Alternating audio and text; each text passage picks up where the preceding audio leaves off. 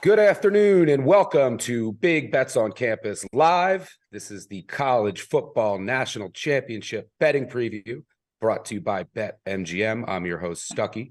Joining me, as always, is my Big Bets on Campus podcast co-host, Collin Wilson, and of course, our own college football insider, Mr. Brett McMurphy. We have a lot to get to today. We'll talk about the game. We'll talk about our favorite props here in just a moment. We also have two special guest today for our season finale episode of college football. We'll bring in the universally loved Darren Ravel now that he's post JJ Watt controversy, if you haven't seen that on Twitter. And then we'll bring in Sean Kerner for his favorite prop. So excited to talk with him. Before we do get started here, I want to remind everyone to make sure you download the award-winning Action Network app. You can find all of our picks there, in addition to an abundance of actionable data and content for today's slate and beyond.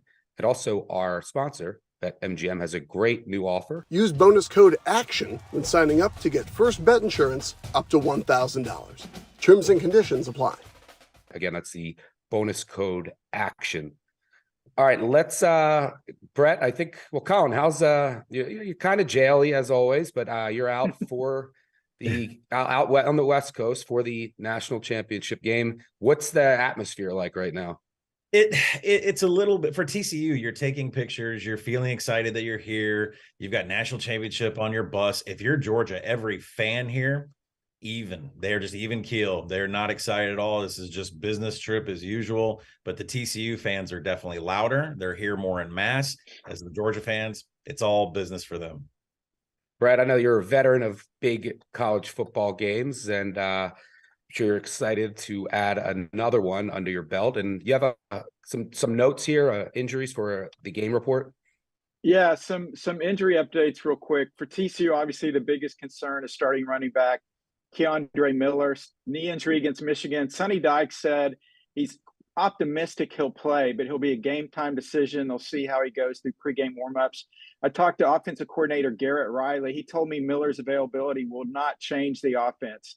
They obviously want to have him in there, but the rest of the running back group is good to go. For Georgia, wide receiver Ladd McConkey, he will definitely play, although he's not expected to be 100%. But the Bulldogs have three players, key contributors that are questionable. Tight end Darnell Washington and linebacker Chaz Chambliss, both injured against Ohio State in the semifinal win.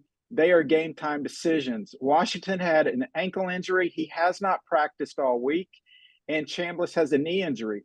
Also, starting right tackle Warren McClendon, who suffered a knee injury in the SEC championship game and missed the Ohio State win, may be able to return tonight for the Bulldogs. That would be huge. He has 37 career starts.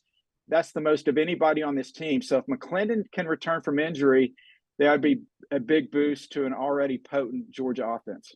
Yep, and Collin, I know you'll have some more thoughts on those injuries that we will all be watching leading right up until kick. But let's transition and get into our favorite props for the game. I'll kick things off. I'm going to go with Brock Bowers over receiving yards.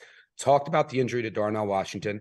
Also have another tight end that has transferred. I think that Bowers is going to get a lot of targets here against a TCU defense that is not built to stop tight ends, right? They're in the Big 12 where they face spread offenses. 3 or 4 teams they play don't even use a tight end. Any tight end they face this year, all but one went over their season-long average. The weakness of this TCU defense is coverage at linebacker and safety. I think Bowers is going to have a huge day. They might try to double him. I don't think it matters. They're going to move him around. I think he's just going to get his production. Big day for Bowers for me. Collin, what are you looking at here for your favorite prop? Yeah, I'm going to go with a TCU offensive player, probably the wide receiver. It's going to be drafted first off the board in the NFL draft, and that is Quentin Johnson, over 4.5 receptions in this game. I believe at Bet Labs we have that projection just a little bit higher, and the juice is moving up for a reason. Is because if you look at Johnson's grid of where he catches the ball, he falls in an area called the short center. That is 0 to 9 yards between the hash marks. 22% of his targets come in there. That's almost double any other grid on the field. And if you look at the Georgia Mint defense, they're just going to bring 3 or 4 in pressure. They never bring extra blitzers. They drop a bunch of guys back into quarters coverage. They have this nice little soft 10 to 15-yard window. Quentin Johnson is just going to eat in between the hash marks from 0 to 9. Give me over 4.5 receptions for Mr. Johnson, future wide receiver in the NFL. Yeah, electric player to watch, and I like that one myself. Brett, what do you got here? Yeah, Stuck, real quick. I think this plays nicely for your prop play. I talked to Todd Monken, Georgia's offensive coordinator, and he said it's no secret. The offense runs through Bowers, which is funny when you're talking about a tight end. And Joe Gillespie, a TCU defensive coordinator, he said, we got to account for him. He's in different positions all over the field. So I like your over with Bowers also. I'm going with Georgia over 37.5 points. Look at Georgia the last 9 games. They've gone over 42 points 6 times. They hit 37 points another game. They rank in the top 3 in the nation in yards per play. In Georgia's last 2 wins, the SEC title game and the semifinal victory, Stetson Bennett, 7 TDs, only 1 pick. They're not turning the ball over. On the flip side, TCU will want to play fast. That actually plays to Georgia's advantage. Georgia's the better team, leading to a higher possession game, more scoring opportunities. And finally, TCU allowed 45 points to Michigan.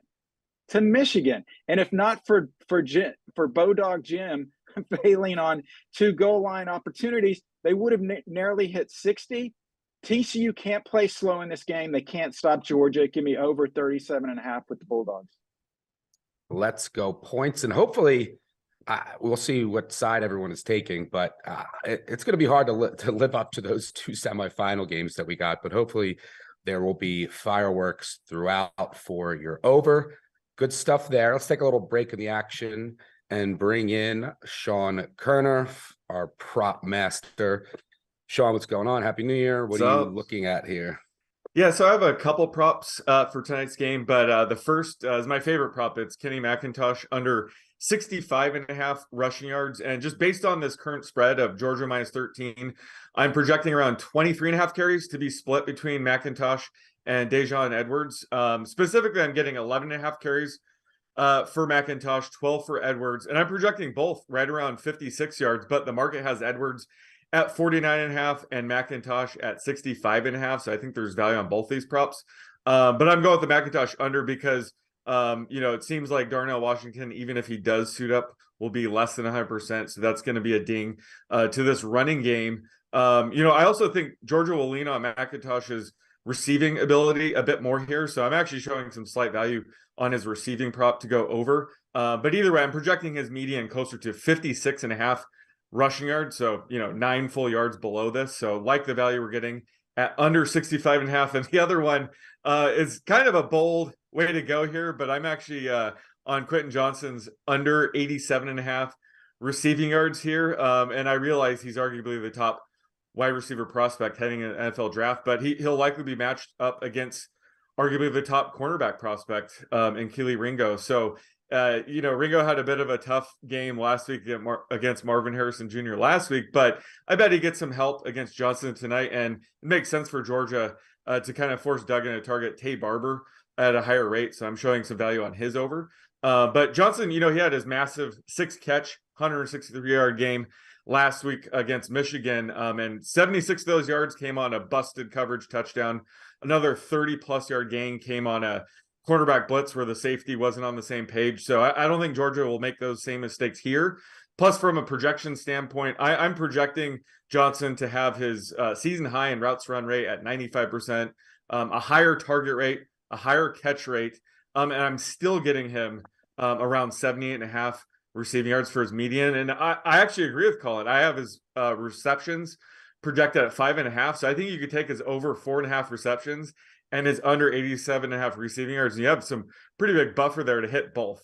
Especially if Georgia's going to try to take away the explosive play here, there's a really good chance he finishes with 5 or 6 catches for 55, 65 yards.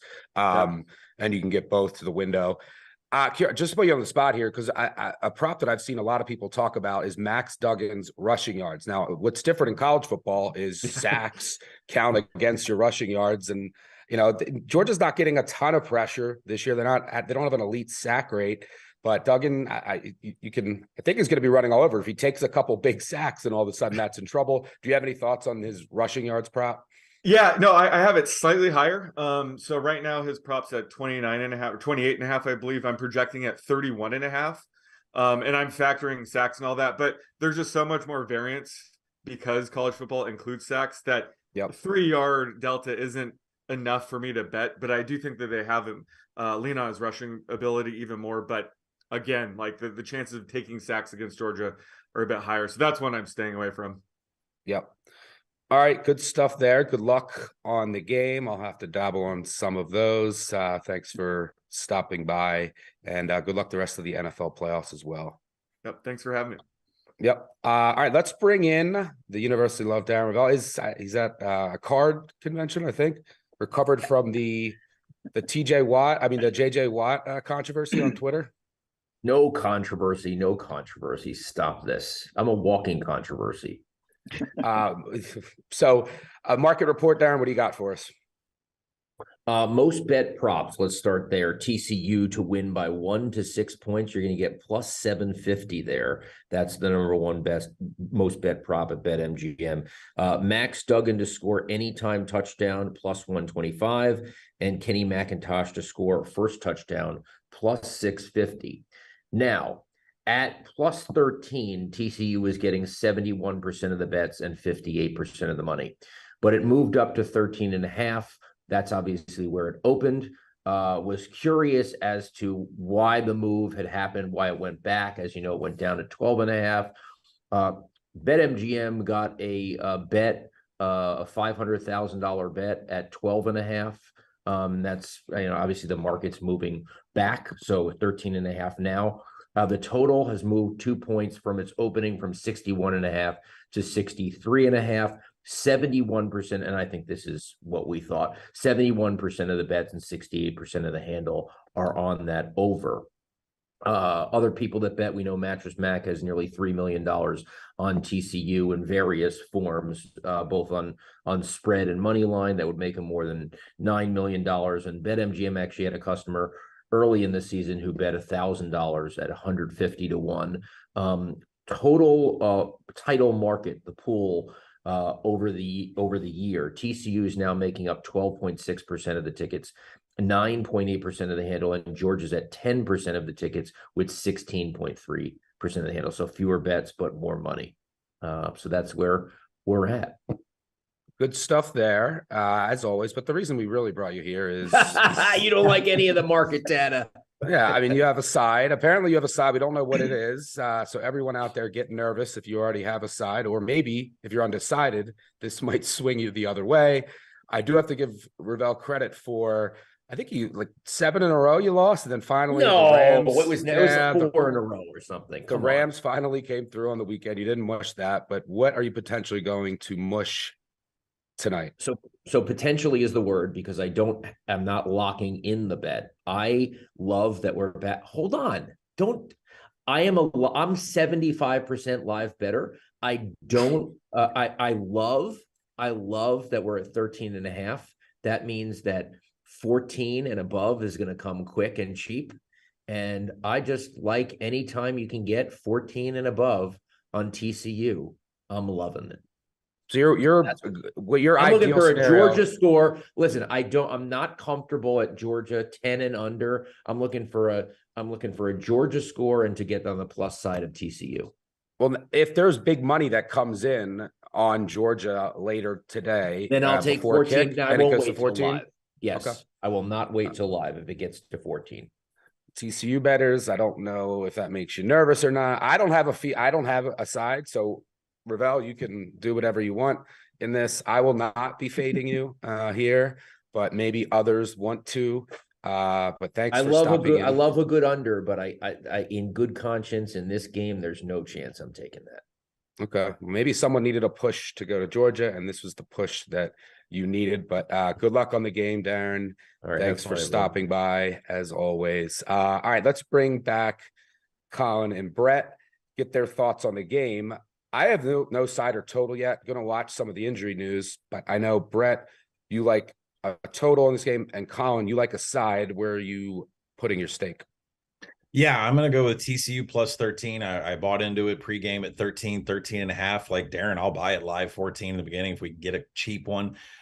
Georgia really seems to turn it on when they care, and they might find themselves trailing at halftime, and then all of a sudden they care and they could blow out this game. But the reason that I'm taking TCU is just the injury information. There are videos out there of Darnell Washington in a boot getting on a bus. Now, does that mean he's going to come out in pregames and be fine? That is extremely important to the Georgia rushing attack. Darnell Washington is the second best run blocker on this team. And if you look at Kenny McIntosh, we hear Sean Corner talking about Kenny McIntosh's under rushing yards. He runs more than 33% of the time over the tight end, and that is over Darnell Washington. So if Washington's not there, that means Stetson Bennett's going to throw a lot. Then you look at Ladd McConkey, more targets on the team than anybody for Georgia. He was the missing piece in the Peach Bowl, which means Stetson Bennett had to look at other targets, 2 turnover-worthy plays, which he hadn't done in 6, 7, 8 weeks. He had an interception, which hasn't happened in a while. He should have had another interception. Stetson Bennett is lost without his lead guy, Ladd McConkey. So Ladd McConkey, yes, is going to play. We know he's going to be in pain. He did not take any cuts on his knee. He didn't take any cuts on the field during pregame warmups, and that 2-point conversion wasn't a cut either. So I will heavily be on the field watching Darnell Washington, watching Ladd McConkey. If I feel a little bit uncomfortable with my TCU 13.5 2 hours before the game, and I see Ladd McConkey out there triple juking and getting around guys in warmups, that's going to probably have me buy out. But if I see Darnell Washington in a boot run around, let's TCU all the way. So I'm going to go plus 13 heading into it. I don't plan on getting out of it, and I think we're going to get a great game. After a brief 1-week hiatus, you were back with your Frogs. What if Darnell comes out in a boot in pregame warmups, then comes out in the game and has like 150 yards? It'd be Bootgate. Brett, I know you have a thought on the total here. What do you like? Yeah, I mean, obviously, I love Georgia team total over, so I've got to love over 63. My only concern is if Georgia jumps out to an early TD cushion, late first half, early third quarter, and Kirby Smart starts draining the clock. I don't think he's going to do that, though, because with TCU's explosiveness, you can't sit on a lead. Kirby earlier this week admitted, and he's a defensive guy first. So for him to say this was pretty telling.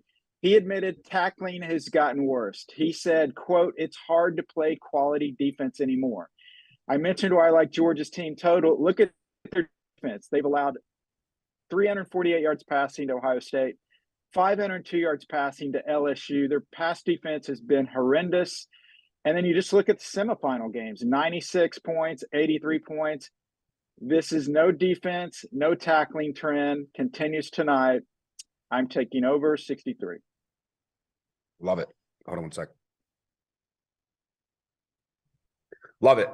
Points for Brett, the dog for Collin. I'm still undecided, although I know that I'm going to be rooting for Brock Bowers, yards, catches, maybe throw in an MVP bet. Make sure you tune in to the Action Network app where you can find all of our picks. You'll see any last-minute prop ads that we have. I'm sure Collin might be tweeting some live injury updates from the game. I hope you guys enjoy the game. Thanks for tuning in, as always. One final reminder to download that award-winning Action Network app and BetMGM's offer, bonus code ACTION when you sign up. Again, that's bonus code ACTION. Thanks all season for tuning in. It's been a lot of fun. Hopefully we can close the year with some winners. And we're going to be transitioning to college basketball, so we're not going anywhere. Stay tuned for more info on those episodes and live shows. I'm looking forward to diving in to the college hoops world in full. But thanks again for tuning in. Good luck on all of your wagers tonight, and we will see you later. Cheers.